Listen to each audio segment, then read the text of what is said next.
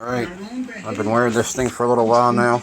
It is pretty uncomfortable, but very effective. As you can see, my glasses are not fogging up. There is a seal in it. I'm sorry about the noise. I'm watching President Cuomo right now live. But it seems to be very effective. It doesn't bother my breathing at all. It's annoying, but this could save a life. So I have a bunch of them ready. My printer. I'm also doing the straps for the elastic. I have a excuse me, a ton of this elastic here.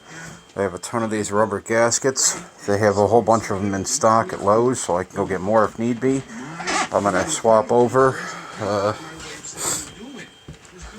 to some more PLA here, and I'm gonna start pumping these things out full freaking force, man. And I just need to find somewhere to donate them. So everybody be safe.